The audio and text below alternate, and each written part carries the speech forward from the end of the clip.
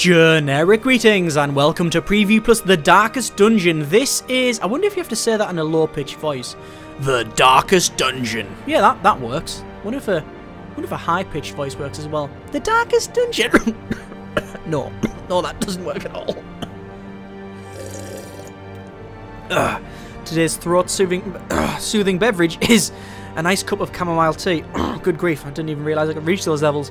Anyway, The Darkest Dungeon is a roguelike where you will have a party of adventurers who will venture off into some weird, horrible gothic ruin or some trail and often go insane, die, get infected with some disease, and it's generally that throughout the entire game. I would refer to it as the Dark Souls of roguelikes. It is dark, dingy, cruel.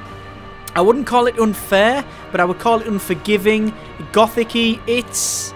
Yeah, it doesn't hold your hand. In fact, when you first start the game, there's a little message that sort of gives you fair warning. It says, you know, it's unfair, it's, you know, not unfair, but it's unforgiving, it is dark, you will, you know, have adventurers die, all that sort of thing. It practically saves after every click of the mouse, and you should just deal with it. And I like that. It sets the tone rather nicely, and it's not really being, you know, unforthcoming with its with how it plays. Anyway, I'm going to show you a little bit of it. I've probably played about 6 hours of the game so far, so enough to get a sense of it. It is in early access, but you know, perfectly playable. So the typical disclaimers apply, though. I guess, you know, nothing you see is final, everything is subject to change, all of that sort of thing. Any bugs or lack of polish in places, etc., etc., please attribute it to its in-depth status. Right, let's go to campaign, and then we're going to load generic save, which I've played, as I said, for about 6 hours. So we're going to go into a horrible, dreary, depressing town. Which, that's the theme of the game, I guess. I remember days when the sun shone and laughter could be heard from the tavern. That's our narrator. That's the caretaker, I believe. We can have a quick look at him. That one there. There he is there. There's a reason why he looks so down, and I'm not going to spoil it. There is a story, but the overall objective, I think, is to venture into the Darkest Dungeon and close this weird Cthulhuian gate to hell or whatever. But that isn't in the game yet, so the objective really is just to sort of fly around the different areas that you can. Anyway, that narrator, by the way, honestly, I think is completely... Without that narrator, I don't think the game would be anywhere near as good as it is. He sets the tone completely, explains what's going on, and I think the game would just be a lot less without him. I really do. I just wanted to just get that out there now. Anyway, quick rundown of what you can see at the moment. We've got our town, so as you can see, it's all run down and wrecked and such. Each of the buildings do different things. I currently haven't got access to everything, I don't think. Oh, I might have access to it all. But we can click on things like the Abbey, and you can see there's like a place for meditation, and, you know, we've got a nice penance hall where currently the caretaker is enjoying a bit of self-flagellation, which is weird. As you can see, very dark. If you want to see something really evil, sanitarium, look at that. How, oh god, that just looks... That's scary. That's just downright scary. You will use all of these buildings to relieve some stress on your heroes, upgrade the heroes' skills, get better weapons and equipment. In fact, actually hire some more heroes. We can actually get different heroes here. My heroes are on the right hand side. There you go, there's all of my heroes. I actually had a lot more, but they died. In fact, we can see my week 14, the last time I tried to go and kill the king. I think it was like the king of the pigs or something like that. Yeah, they died. In fact, there was my previous attempts. There you go, look. She's quite good. She's managed to survive all of this time. But yeah, I lost a lot of people that I was you know, relying on. That's what will happen often. You will lose a lot of people, but there's good throughput. There's you got a lot of people turning up with the stagecoach, and you just recruit more heroes. It doesn't cost. You just basically use them to grind in when you're doing the adventures. Anyway, we can click on each one of these heroes, and we can see there's a myriad of stats and resistances and skills and abilities and quirks. And I'm not going to go through them all, but basically, as you progress on, you will level up. You can see that says Veteran level 3. And they'll quickly go up, and you can get different statistics, you know, increase your statistics with armor and equipment, and the resistances. You can move, and you've got different skills. You've got combat skills and camping skills. This one's actually set up to be full-on healer, pretty much. Depending on what abilities you have, it actually has a preferred position. So in this case, at the back, you actually have a party of 4 when you start. I don't know if you can go in with less than that, maybe you can, but party of 4 is standard, and you have preferred targets, so if you have loads of abilities that say want to target the front, you can see that lights up, so it's very easy to understand where you should put them in the party. Obviously quirks you get when you are playing, so you can see she's got misses the spot, -1 critical chance, she's shocker, so -10 stun resistance, they're a little bit of a natter, depending on what abilities they might have a little chat as well. So, oh, look at that, natural light, +5 accuracy, very good. Anyway, so that's our characters there. As you progress, you will increase in level and whatnot. I don't really know exactly what it does increasing in the veterancy. I do know. It allows you to unlock different abilities, so I can put them there and actually increase their sort of abilities. It costs a little bit of gold, which I have almost none of. I guess it goes up level 5 looking at that. Yeah, it would make sense with there being 5 levels there. We can upgrade the buildings as well, and it does require things like heirlooms and such. So we've got, this requires 6 portraits and 7 crests. I've got enough for that if I wanted to do it. Reduces the cost of skill training, so yeah, see, it goes down. So you can upgrade your buildings and such. It's something you will do often. So, right, I think we'll do some adventuring, shall we? Let's do some adventuring. So we'll go to Embark, and we have to select where we want to go. So we've got Ruins, Warrens, and the Weald? The Wilds, I guess it is.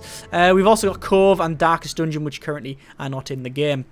These little symbols here show you what you will get out of it. Also, each sort of selection shows you the rewards on the left as well as what you need to do. So explore, this one is goals, explore 90% of the rooms. You have 1 camping set up, I guess you can camp once, and it requires to be apprentice level 1, that's what it recommends you do.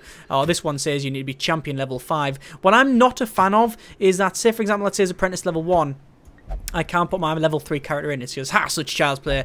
They won't allow you to do it.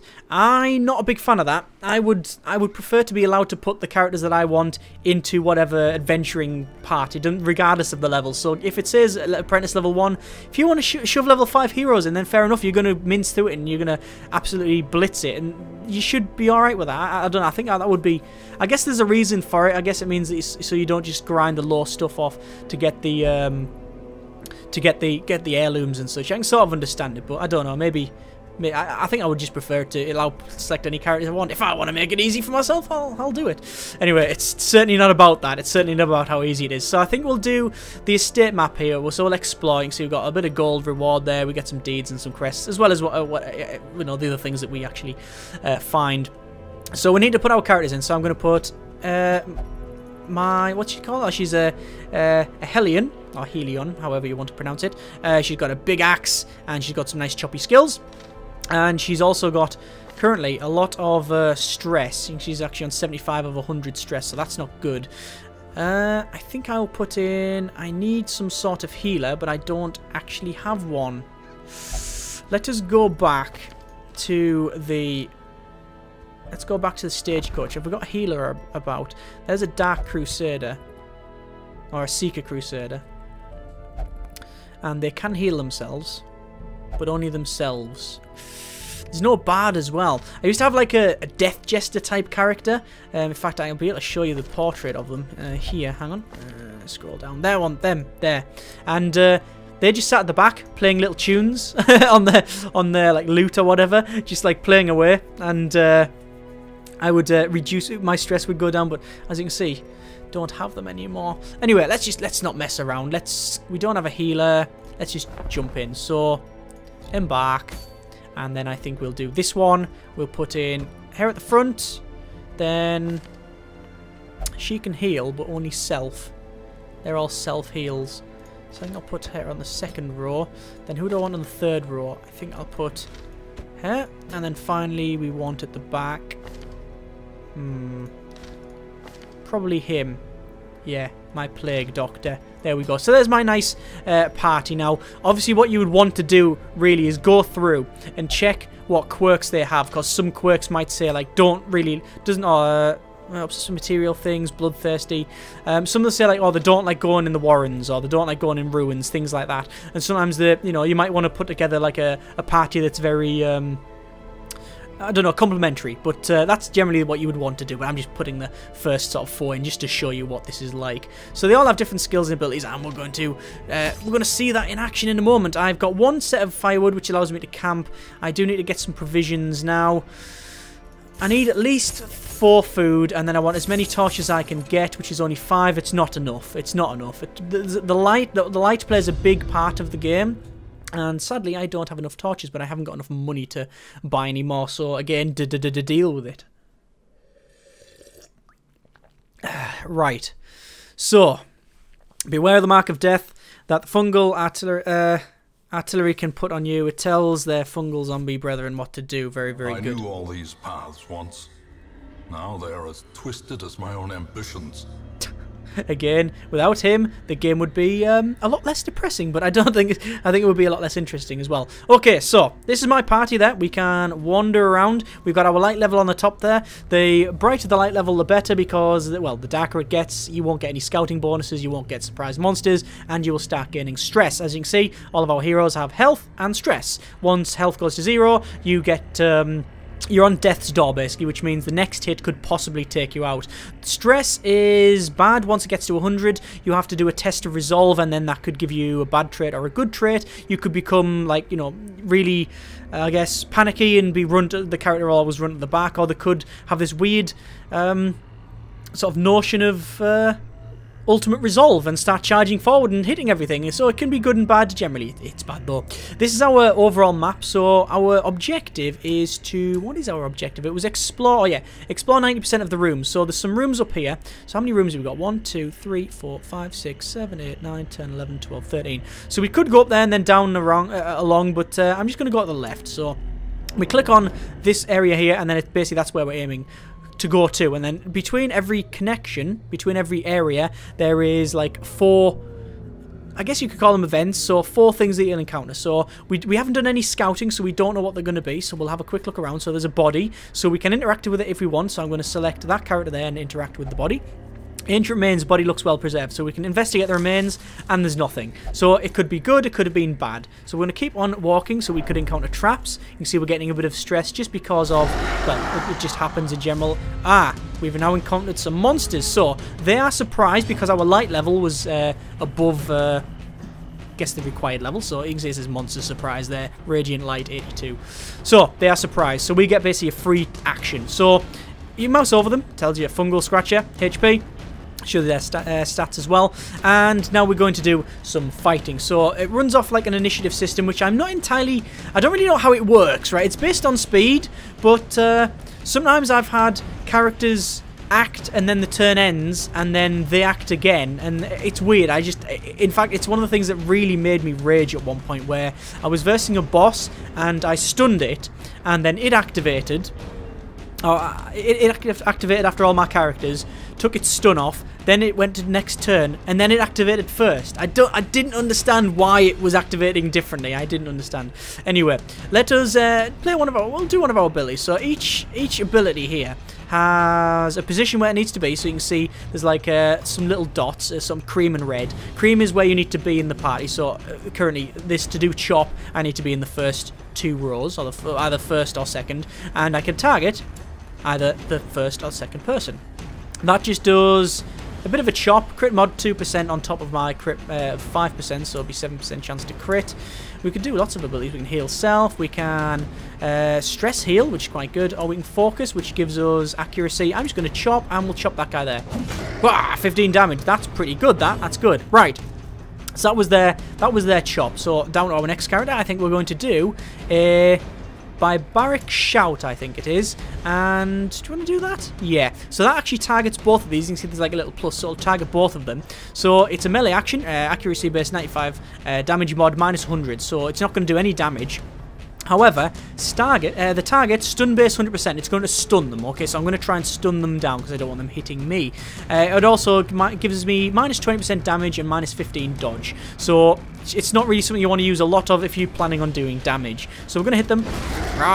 We do a bit of a shout, and they've both been stunned. You see, they actually have a stun resistance of 25%, so I've looked out there. Right, back to my grave robber. What do I want to do? Do I want to hit someone? I might do. See, depending on what abilities they have and what stats they have, so obviously they have a blight resistance of 75%, so there's no real point in putting my poison dart into them because, you know, it blights them. And they've got a 75% resistance to blight, so I could just use my throwing daggers. Yeah! So one of my daggers hit, one of them didn't. Back to the guy at the back. What can I do?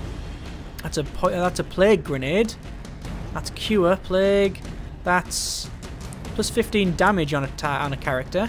What's that one? That's another sort of blight. I'm going to fling it at the front target. Press this advantage. Yes. Give them no quarter. I've took them out. Round 2. So their activation. They're going to do. Ooh, a horrible fungal cloud, which I resisted it. It looks like it was a blight that they tried to do to me. So, my next attack. Chop, chop. Miss. Damn it, damn it, damn it, damn it. What shall I do for my next one? Pick to the face? Yeah, why not? Bang! Pick to the face. I do like when you hit them, it zooms in. You can see the little hits. What should we do for the next one? Noxious Blast. Yeah, 4 damage. And they resisted my blight. I know it's their turn. They're stunned. So... That guy's turn was pretty much ignored by the stun. All the stun does is remove your next action. I'm going to do my shout again. Rah! And then that will stun them both. So I'm just trying to stun lock them down, avoiding them hitting me. So we're just going to take this guy out. Bang, there we go. Falls, a faint hope blossoms. Oh, we just critted them with our next attack. And because we critted it, they go, pardon my reach, and we get like a little... Everyone's... Victories mount. So too will resistance. You have to wait for him to speak. He has priority. Yeah, when you take them out with a crit, you get people get a little bit elated. First test. Now it must be carried home.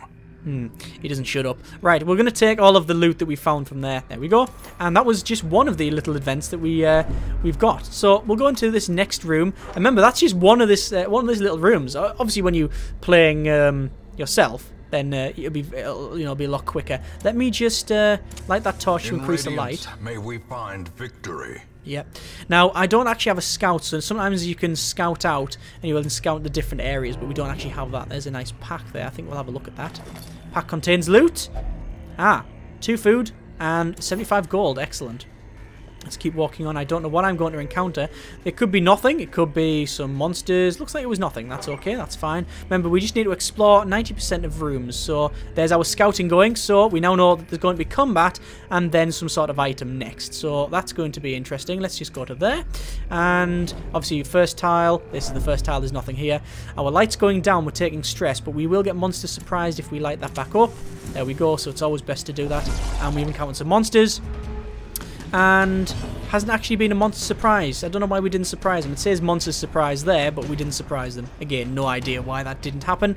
Right, so we're going to have to take these things out. Look at that ectoplasm, the eldritch monsters. Sometimes you get abilities that will say, give you 25% extra damage on undead monsters, things like that. Look at that. I do like the way they look.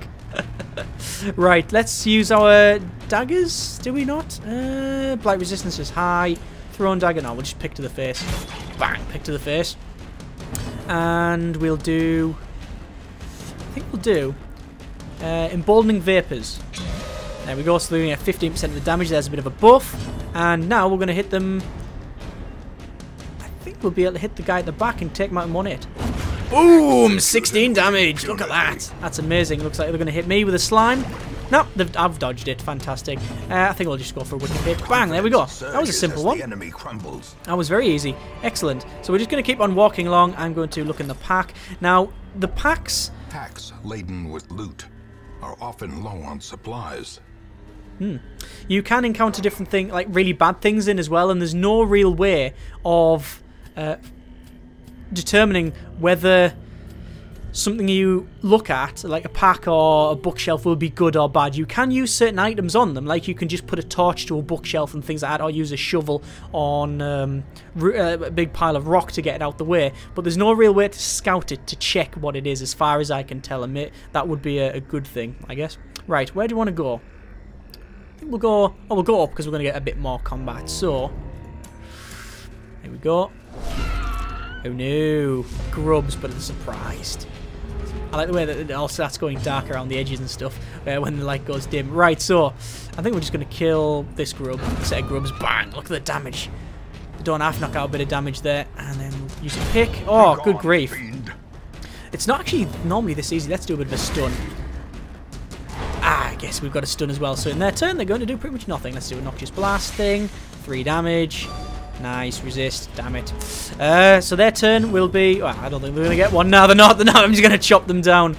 There we go. Take all. Remind yourself that overconfidence is a slow and insidious killer. Thanks, guy. I was just, you know, when you, that's what I said about the narrator. He keeps you humble. If yeah, humble, depressed. I don't know what the right word is, but yeah, it just the way he talks. You know, Wealth if you do something good, awarded to the brave and the foolhardy alike. If you do something good and you think, yeah, that's great, the narrator comes in and just goes, if you think that was good, you know, many heroes have thought that, but they're all dead now. It's like, oh, thanks very much, mate, thank you. I'm not feeling depressed at all. Right, looks like we're going to... Oh, there's a nice chest in the middle. But it looks like we've got some, what? A big dog, which is just attacking me now. Oh, and it put a bit of bleed on me. One of the status effects there. Right, what do I want to do? I think I want to put extra damage on this character here because they're really good at hitting stuff. It looks like they're going to do some Rain of Blight. Ugh, look at all that. Oh, bit of blight on here. I've sort of looked out because I haven't really got a healer. But there's not a lot of damage going through. What do I want to hit? I think I'll go for the dog. Bang! See you later, dog. Take that out quickly. I tend to try to take characters out very quickly. That's got a blight resistance. They're both got blight resistance. Let's do flashing daggers. Double damage. Bang! 3 damage there. Nice. There's lots and lots of abilities, and I think there's like 10 different character classes at the moment, but they are going to add some more. And look, a groping swipe. It's trying to hug me. That thing reminds me of are they called face huggers from Half-Life 2? The head crabs, yeah, the head crabs, and then you've got the things that they're on top of. Anyway, let's just do a stun. I always use stun. There we go. It's always a good thing to do. Round 2, and I think we'll just take this guy out. Oh no, 11 damage. Maybe not. That was their action to go on stun. What's this? Mark prey. Ah, right. I'm gonna get a mark, am I? Yes, mark. Takes more damage. You can see it's very easy. Oh, what's this? Curing blight. I don't know why that's popped up. That's the part of the tutorial. I've cured blight before. You can use anti-venom from inventory to neutralize it. Yeah, I know. I'm aware of this. I've actually just activated an ability on him, and I didn't mean to. Let's just do a bit of a crit. Oh, critical. Yes. Yeah, when you do a critical, you get this like little. Yeah, they start doing shouts and such and reduce their stress. But yeah, there's lots of abilities, and they're adding a lot more in round 3. So I think I've pretty much got this. I think I will do Noxious Blast. Take that guy out. There we go. I always prefer to take characters out if I can. Take them out quickly. It's generally the best way of doing it. God, there's a lot of blight going around here. So, stun. Always go for the stun. Keep them down. There we go. And take this one out. Nope, we missed. Damn it. That's a shame. I think we'll do a bit of daggery. There we go. Straight in. Round 4. So, they basically haven't got to turn this round. Let's do a bit of healing, I think. Heal self. There we go. Yeah, I haven't taken a lot of damage, so I'm not too bad. So, I feel faint, says the character at the back there. I'm pretty sure they can cure, blight, and bleed on self. There we go. Cured. Lovely. Next, I think we'll go for a pickaxe to the face. Bye. They're gone. My skin burns, she says. Oh, that's not good. Now, I could try and do a bit of damage, but as you can see, I'm on minus 80% damage because of this ability that I've been playing constantly, which is giving me debuff. So I'm just going to keep hitting it with a stun lock, and then we'll just take them out like so. Fantastic. This expedition at least promises success. Let's open the chest. Ah, it's trapped. Not good. And there was a bit of blight, but we resisted it. Okay, so I think it's about time we camp. Let's use our firewood, and we do a bit of camping. Huddled together, furtive and vulnerable. And we're going to. In a maze. Is he finished? Yeah, he's finished. And we're going to have a full meal with four food. There we go. So, respite. We've got 12 turns, or our counter is 12, and we can use different abilities on each of these. Now, as I said, they've got camping abilities and combat abilities. One thing that I noticed as well, listen to the music.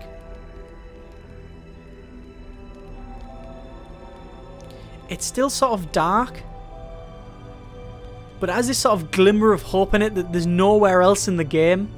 I like that. I think it's that attention to detail that makes things where all the music so far has been really dark and dreary, whereas this one, you've still got that undertone of it, but you've also got, like, it's like a little bit lighter to say, like, you know what? You are taking this time to rest.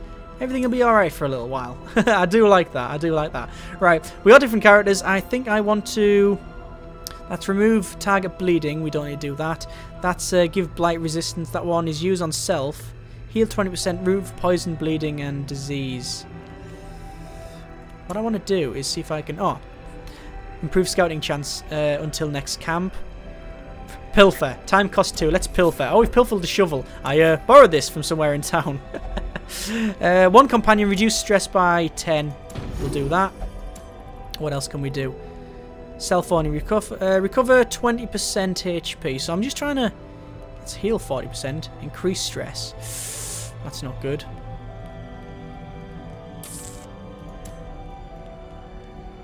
I think we'll improve our scouting as well. Blight resistance. Put it on here, I think. Heal 20%. Why not? And I think we're about out of time. Oh no, almost there. What else can we do? Sharpen. Reduce stress by 25. Increase stress by 5 on all target. On all everyone else. Yes, we'll do that. We'll do that. There we go. So, one more turn. One more time. We've got nothing. So we're just going to have to rest. So there we go. I'm blessed with good health for today at least. It looks bad, but there's nothing to fear here. No chance foraging more timber now. Best press on. Perhaps we could forage some berries. No? No. Right, so. Oh, damn it. Wake up there upon us. Looks like we've been ambushed while we're trying to sleep. Yeah, we have. That's bad. We're surprised, and now they've jumped forward, and the light level is low. Oh, this is not good. Right, this is where positioning takes a big part of it, because all of our abilities require them to be right at the front, so I'm going to have to swap. And in doing so, I'm swapping them further back as well. Oh, looks like they've got a little pushback. Oh no, they've just pulled us forward. That's good. I wanted to be at the front. Thank you for that. That's actually quite good. Right, what do you want to do? Flashing daggers at the back there. Bang. So yeah, we've been ambushed. That's not good. Let's do a bit of a noxious blast.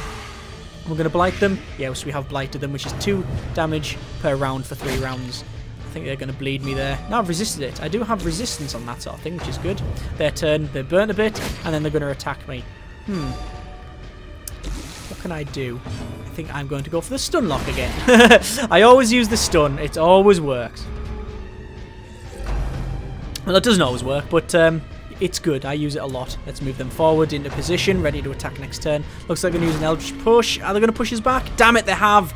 So this is a problem now. They're pushing us around, and it's not working out. Oh, size alone does not dissuade the sharp they died. blade. They died because of the noxious gassy stuff that had the blight. It looks like we've just taken the character out as well. I think I'll put another one of them on. Ah, damn it, it's dodged. It's dodged. I think we're going to go for the stun lock. You would think I wouldn't have any other abilities, but I do. I just prefer to use that one because that's their action look. That's all they've done. Let's switch between that one. You can switch between if you've got a higher move, so that's just move 1. If you've got like move 2 or 3, like some other characters have, they can move more than one place, but she's only got a move 1. I say she. I don't know if it's he or she. Sometimes it's obvious, sometimes it's not. Bang! Take that out. Lovely, lovely, lovely. And These victory! nightmarish creatures can be felled. They can be beaten. Excellent. So we've taken them out. Anyway! As the light gains purchase, spirits are lifted. Yes, yes, yes. And purpose is made clear. Yes, thank you for that. Right, so obviously what I would normally do is keep exploring around the dungeon, and eventually I would get that completed. What I'm going to do instead is abandon that, because I want to show you just what happens when you actually finish it. Lessons to be learned. So it says defeat, but guess what? A lot of the time it will be worth it running away. You would rather run away than anything else, because look, I've collected treasure, 3,200, and I've got some heirlooms as well.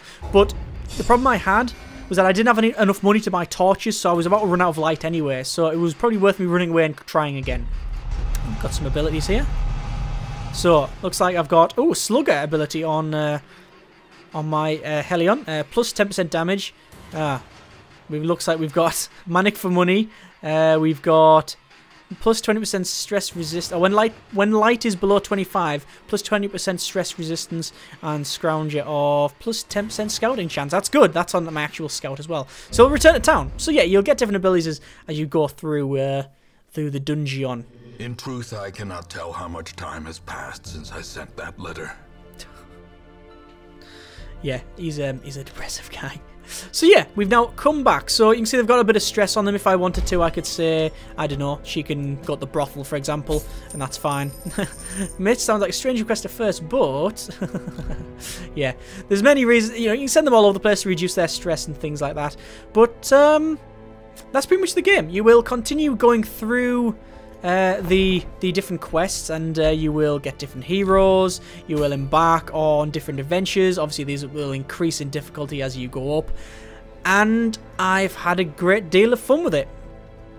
It's not finished, but honestly, you wouldn't really... If I didn't know it was in early access, like if for example, these bits here, the Darkest Dungeon, the Cove didn't say will be added later, and I wasn't told that it was in early access, I would think it was a completely finished game. It's polished, it works, it is fun, but it is unforgiving, and I think that's the bit where some people might not like it. Some people might want a more fairer game, or something where it's less harsh. Like I say, I think to call it the Dark Souls of roguelikes is not... I don't think it's an unfair assessment.